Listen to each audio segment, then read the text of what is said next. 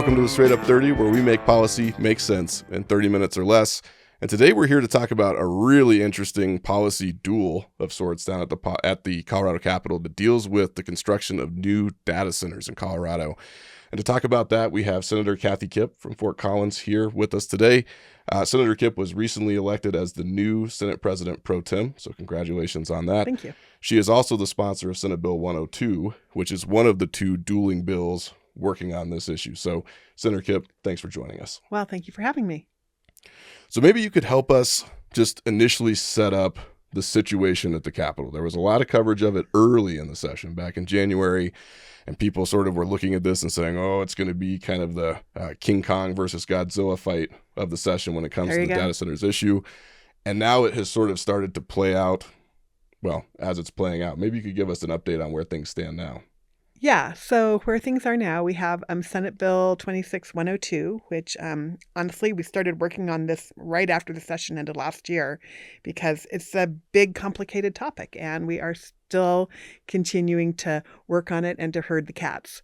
So 102 is a bill that has several goals. In the past years at the legislature, we have been a lot of bills were introduced to try and incentivize data centers to come to Colorado.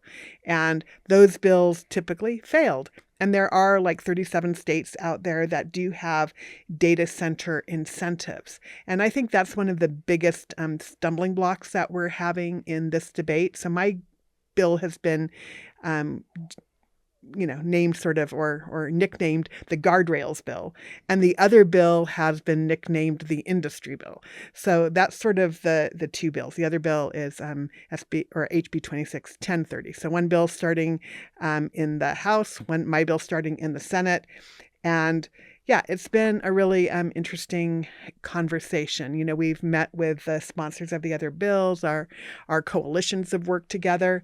But where we are with our bill is we've been trying just to accomplish a few things. We want to make sure that Colorado can still meet our climate goals, right? Because the infrastructure needed for all of the electricity that these data centers, especially these large hyperscalers, will need is immense. I mean, we're talking in some cases about, like the data centers going up in Wyoming, they're talking about doubling the size of their grid in order to accommodate what they're doing up there.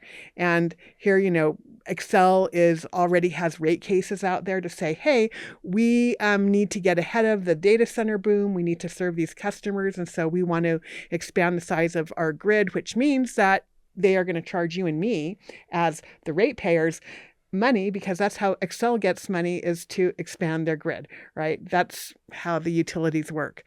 So climate is one thing. We want to make sure that my bill says right now that if data centers come to Colorado of a certain size, they need to make sure that they're bringing clean energy along with them, right? Renewable energy. We also want to make sure that water is an important part of the conversation, because a lot of the data centers have used immense amounts of water. Now, we think that we keep being told there's new technologies out there that are like closed loop systems and systems that don't use water at all. I'm not seeing a whole lot of data there. I talked to one data center company a few months ago who said, oh yeah, we're going to have this new dashboard up in 2 weeks that'll say how much water all of our data centers use. And whenever I've checked it, it's like, oh, that's not quite ready yet. So I don't know the veracity of the claims in terms of are there data centers that are going to use significantly less water? And I think it's fascinating to talk about the water impact in particular, because a lot of folks don't really know what a data center is, right? And there are different types of data centers. Some of them are used to process like shopping or financial transactions or to store information. They're like server centers. And then you have data centers that do that plus AI. And then you have data centers that are designed to run AI platforms. And I think folks don't realize that the level of computing that has to happen to make, well, I won't name any specific platforms, but any AI system work requires incredible amounts of computational power, which makes a lot of heat, which then has to be cooled. And so it's not a case of the water being used to like fill up a water cooler or run the kitchen sink. Right. They're actually having to use it 24/7, to cool these things down so that they can keep operating. And the levels are pretty wild. I mean, some of the estimates out there for the amount of water used just for one conversation with AI it's kind of shocking, to be honest. I mean, think of like really enormous buildings, and I don't even know how to describe how large they are. I should get a better concept of that. I don't know how to say the size of a football field. They're probably way bigger than football fields, honestly. And, 7, 8 stories high, all filled with high processing power, right? Just tons and tons of computers, generates all that heat, has to be cooled. And, one of the things when you start talking about the water and the electricity is that there are data centers that have been built throughout the country that have been built under non-disclosure agreements. And with those non-disclosure agreements, that means local communities don't even know how much water and how much electricity they're using. And in Colorado, that's a really big deal. Like if you're going to put a data center in my community, I want to know what kind of resources you're using. So one of the things that my bill does is make sure that we have transparency in there. I know people are looking at putting in some more water protections into our bill, and lots of conversations happening about how to improve the bill going forward. I do want to mention a couple of other things, but those ratepayer protections that we were talking about before, so first of all, my bill doesn't offer incentives. So those are usually taxpayer tax incentives. So like the other bill offers 20 to 30 years of sales and use tax exemptions for the state sales tax, which can be a lot of money. And the data centers seem to really, really want that. That's important to them. But the other thing that is really important to people like you and me are making sure that our electricity rates aren't going up because the wealthiest companies in the world are putting in data centers, and you and I, our costs for our electricity, because the infrastructure needs for that electricity are going to go up. And that is really problematic. So we have some protections in our bill to make sure that those companies that are coming in are going to, pay up front or pay over 15 years. But making sure that they are covering their costs so that you and I don't have to, because consumers shouldn't be paying when these are the wealthiest companies in the history of the planet, right? That just doesn't seem right to me. And that's really an interesting bipartisan thing, because that's been said actually all the way from, the White House down to my level by people on both sides, both parties. I mean, I just think that's a really interesting thing. And then another area is that's really important is disproportionately impacted communities. So we have people who live in neighborhoods like where Suncor is, right? And those folks are living amongst tons of industry. And right now, in that same area, they're putting up a large data center, one of the largest in Colorado, and that was built on a use by right type of deal, which meant that it didn't have to go through a public process.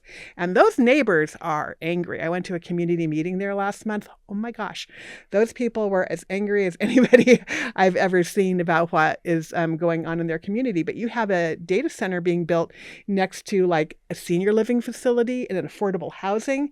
And one of the things that the data centers tend to use are these diesel generators as backup.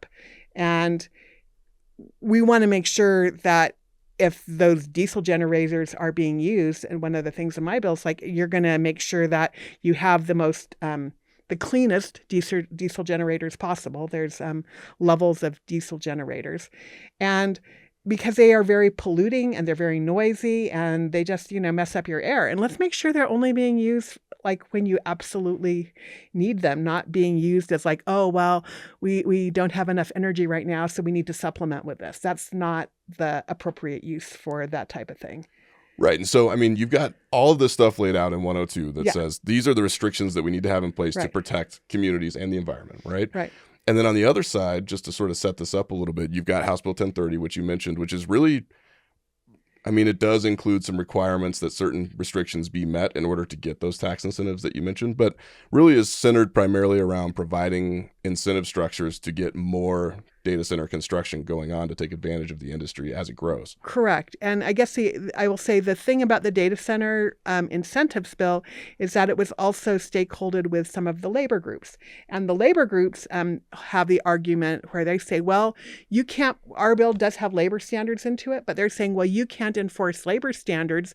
That's not legal to do unless you have some kind of public skin in the game. So some kind of incentive that is coming from the public in order to help pay. We want to make sure that these are bringing good jobs. I mean, there was the day that we had the hearing on my bill, there were people standing outside handing out flyers saying that my bill was going to send all of our jobs to Wyoming.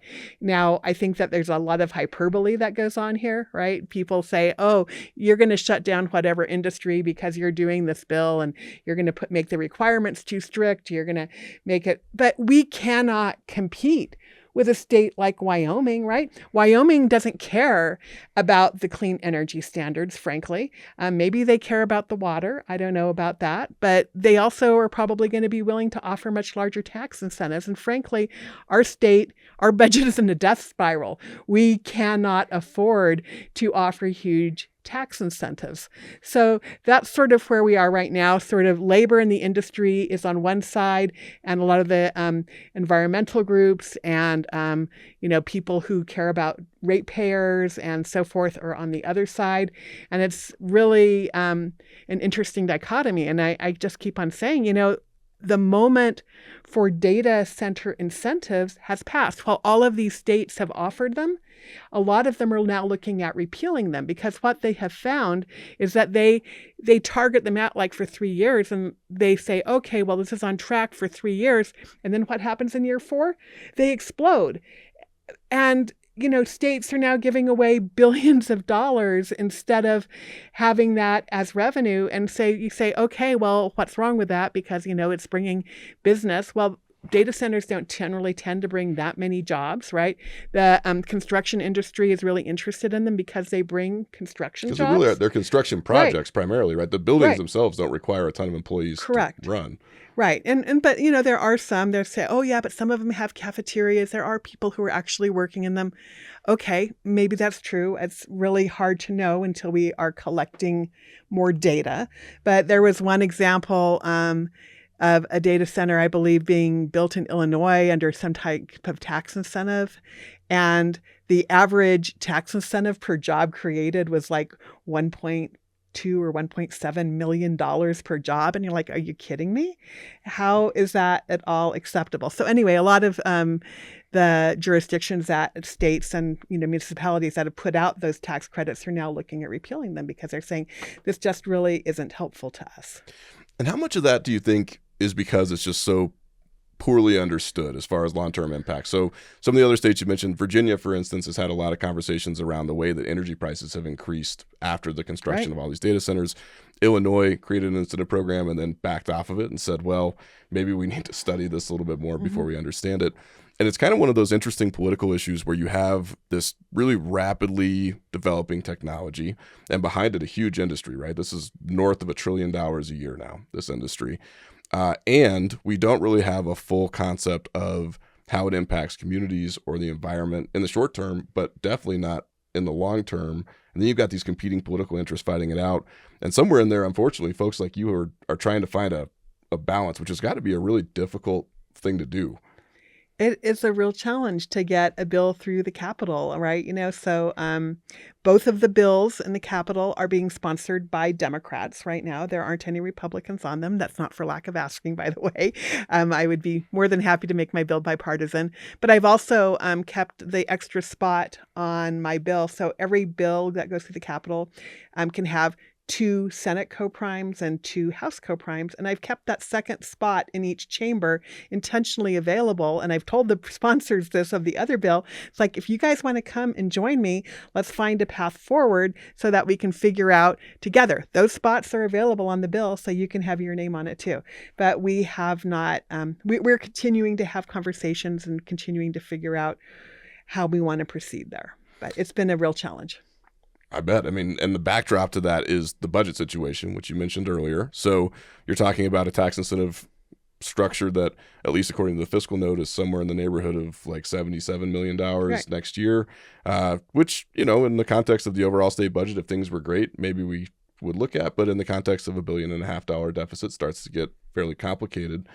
And so that's all kind of going on in the background, and you're trying to sort out this sort of disparate set of interests on this issue that includes people who traditionally are on at least roughly the same side politically, right? So the labor groups who are concerned about the impact on jobs and labor, the environmental groups who are very interested in how it impacts water usage, environment, quality of life, all of that kind of stuff. And they are kind of at each other's throats, which is a difficult thing to, I would imagine, square. Well, and to be honest, I will just, let's be fair about this. The other side's argument on the money piece is they're like, well, really, what if this is a sales and use tax incentive? So if the data centers don't come here, you're not really losing anything because they aren't going to be investing that money here anyways, right? So they're like saying, okay, if my bill is going to shut down industry, they won't move here and they wouldn't be spending the money anyway. So that's kind of the argument that they use to try and justify that. But that's a really huge tax incentive. And it's a 20 years for a possible 10-year extension for data centers of a certain size. But I just keep on telling people, I think the moment for data centers has passed. I went to the community meeting they had last month in Denver at Ilaria Swansea, and I have never seen, people sit through like a 2-hour meeting, and by the end of it, they were just chanting, "Shut it down, shut it down." It was pretty darn remarkable. And that building held 500 people. And there were people who couldn't get in. There were pictures of people staring in the windows from the outside. And these people are fighting for what they believe in. But that's not unique. What is happening now as data centers are looking to come into communities, people, I didn't know what a data center was 5 years ago. Okay. My first idea learning about data centers was like, oh, there's this incentive bill and somebody's emailing me because they're upset about it. Like, oh, okay, well, what is that? Oh, well, that doesn't sound like a good thing. And that bill died, and bills have died since then.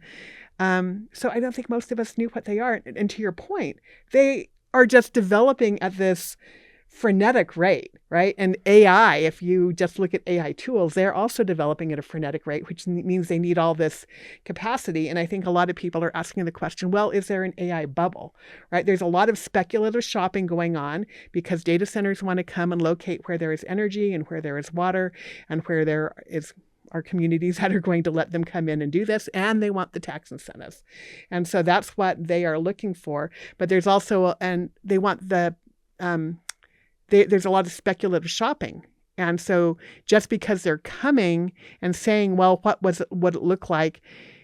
You need to make a commitment if you're going to expect us to expand your grid for your potential shopping. Because what happens if they leave in 5 years and we're left holding the bag, right? We don't want to be left as ratepayers holding the bag for all of that. And it creates this really interesting loop because your AI is being adopted everywhere all the time, right? Business, education, personal use, it's all over the place. And it's amazing. I was like a computer science person back in the day, in college, and it's great. I love technology. Sure. And listen, I'm on AI every day. So full disclosure, I'm not hating on AI, but I think what people don't realize is that as that adoption rate spreads, and it really does have one of the highest uptake rates of any technology that's ever come out in human history. It's suddenly everywhere all the time. The infrastructure underneath that is barely keeping up with demand. And so you've got this incredibly rapidly growing industry. You've got to keep up with it somehow. So you've got to go out and construct these data centers. And up until now, there really hasn't been a lot of, to your earlier point, guardrails around what that looks like. So often it would be them going to a local community and saying, we would like to construct this here. It's left up to a local, maybe it's a city council, maybe it's a town council, maybe it's a county commission, whoever it might be, to decide this. And there weren't a lot of states that really had serious restrictions on what it needed to look like, or what the company's responsibilities were, or what disclosures would look like, or how it would be communicated to the community.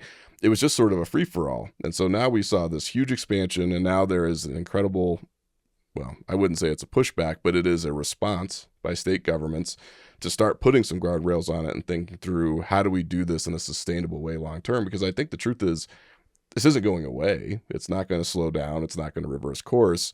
So we've got to figure out a way to do it responsibly and sustainably. Exactly. And, we don't know if there's an AI bubble, right? I mean, people say, oh, it's an insatiable appetite. Well, even an insatiable appetite at some point, when is that bubble going to burst? Did the tech bubble burst? Is anything else going to burst? We need to, see what's going to happen, and we want it to be done responsibly. And again, to the point, these large, enormous companies that everybody has heard of, they should be able to pay their own way. Well, and I think the reality is in a lot of cases they do, right? If the tax incentives don't exist, but the location makes sense, that often they find a way to do it. But I know that that's kind of a case-by-case basis. Yeah. So tell me a little bit about the politics of all this. So House Bill 1030 hasn't had a hearing yet. There has been one hearing on Senate Bill 102. It was a rowdy one. I got to listen to some of it, which people have strong opinions on this, so that's not surprising. Now we're sort of waiting to see what happens. It's April 1st as we record this, so we've got... Happy April Fools. Yeah, just like 6 weeks left until session is over here. Terrifying. There's a lot going on. Sorry, I didn't mean to stress you out. And somewhere in there, we're going to hopefully come up with something that looks like maybe a deal, maybe a compromise, or at least a path forward. Talk to me a little bit about what you think the next steps are in the political process as session starts looking toward the finish line. Well, that's a great question. So right now, in just our legislative sessions in Colorado are 120 days. We are, they just closed out the budget today, which means the budget will go to the House next week, and the week after that, the budget will be in the Senate. I would love it if we could get my bill into committee and out before the budget. I don't know that that's possible. What we did with my bill is because we knew we weren't ready to have it finish going through the process. Yet we heard the bill in committee, we had all the witness testimony, and then we laid it over for action only, which means we left it at the point where we can come back and add amendments to it and change it and then hopefully pass it out of committee. But we've got some things we have to solve. We have a fiscal note on our bill. There are various departments that say, well, if you implement this the way it's written, then this is going to cost the state money. And basically any fiscal note this year, because of the budget dust spiral, has to have a fiscal note of 0. So that's where we are. We have to figure out how to get all of our fiscal notes to 0. We also, the legislature is made up of 100 people, 35 members of the Senate and 65 members of the House. And most of them are Democrats. We have,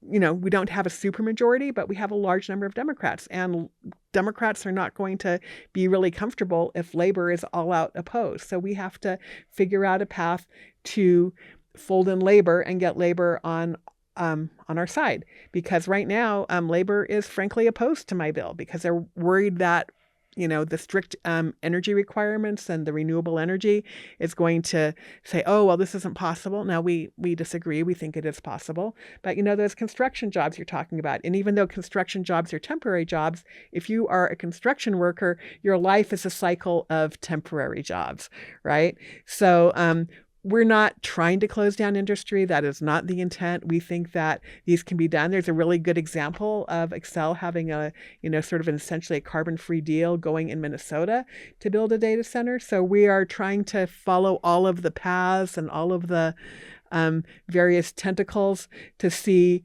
how we can do that and do it in a way where we're not scaring people that they're not going to have, jobs or economic benefit to our state.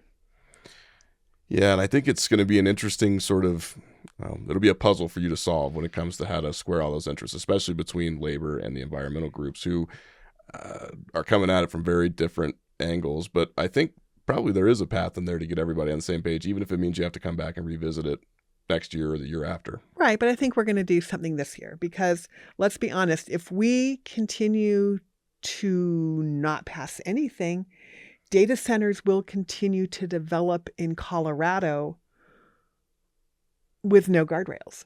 And I think everybody's at the point where we need to have some kind of guardrails around data center development. So when you're negotiating a bill, you're going to start out in your strongest point, right? You're going to say, hey, this is what we would like as an ideal. And then you can dial it back and say, okay, well, yes, we realize this isn't perfect. We're not going to get everything we want, but let's figure out how we can negotiate all of that. And I would much rather do it this year than next year. And I have to say, I'm just a legislator. I have this huge coalition behind me who is also working on this. It's not just like me and my tiny little brain. It is like a lot of very smart people who are backing me up. The legislators, we get all the credit for these things, but it's actually a very large coalition of people who are working on it and contributing ideas and figuring out how to thread that needle. And so, even though I'm sitting here talking to you, there are people working on it right now. As we speak. I'm sure. Yeah. And I bet they will be right up until the very end. So yes. If you were wanting to learn more about this, or somebody wanted to get involved or just better understand the issue, where would they go, or how would they get plugged in? Well, pull up your favorite AI tool and Google data centers. I mean, seriously, it's I have been collecting data center, articles and reports and everything else for a couple of years now. It's a really big topic, and that's why we have so many stakeholders involved in this conversation. I will say, if you want to go to the Colorado General Assembly website, we actually this year have some new science fellows who are have put out a couple of reports on data centers. So those should theoretically be, those are our nonpartisan staff, so those should be unbiased reports that are trying to gather information. Lots of groups have reports on data centers. Western Resource Advocates, Earth Justice, a lot of the environmental groups have reports and ideas where they're putting them out. And probably, most any group is coming out. Lots of different groups are coming out with lots of different reports on data centers, but also just, read the articles, read the stories about what is happening in other states. And that is one of the advantages we have. So Colorado currently has upwards of 60 data centers, more being built right now. But those are not what we call hyperscalers, those really big data centers that are going to be especially huge. So the biggest one being built in Colorado right now, I believe, is 177 megawatts. The one that is being built just over the border in Wyoming, near Cheyenne, I believe, is 1.8 gigawatts. That's a lot bigger. That's enormous, right? And that's going to scale up to like 10 gigawatts. And I think that was the one that they said that could like double the entire electrical usage in Wyoming. Wow. So it is an enormous scale. And so the hyperscalers are the ones who are really, I think, pushing this and wanting them to come, right? There's a lot of the smaller ones being developed right now. And so, small is in context. Yeah. Well, we're not going to be bored, that's for sure, as we work our way through this. Right. We'll post in the show notes links to both of the bills so you can read them for yourself. They're pretty long and pretty detailed, but check them out. We'll also post links to a couple of really interesting articles that I think do a good job of laying out the issue. As always, if you have something to say, you're welcome to show up in committee and testify. Everybody is always able to testify on any bill that they find of interest down there at the Capitol. Or if you would like to reach out to the good senator or any of the other elected officials working on it, feel free. We'll post some contact information there as well. But otherwise, I would stay tuned because this is going to be a really interesting one for the remainder of this session. I certainly do hope that something good can get done this session. I also suspect it'll wind up being a conversation that'll continue for many, many years. So there's never been a better time to start paying attention and get involved. Yeah. And I will just say, and don't just reach out to people like me. I kind of already know what I think. Not that I don't care what you think, but the other thing to do is to make sure, go look up who your legislator is, right? Write to your state house representative or your state senator, because they should know what you think about this issue. It's really important. That's absolutely right. And they work for you. So feel free to give a shout. I will just say, please put your name and your address in there, because ones that I have no signature that people don't want me to know who they are, say I'm a Colorado constituent, just, even put a zip code in there and your name. Then you are more likely to get a response. That's right. Well, Senator, thank you so much for joining us. We'll obviously be watching this with great interest as it develops. I know you're going to be very busy, so good luck down there. And thank you for talking to us today. No, thank you for taking an interest in it. We appreciate it. That'll do it for today's episode of the Straight Up 30. We'll see you back here next week for another policy issue that matters.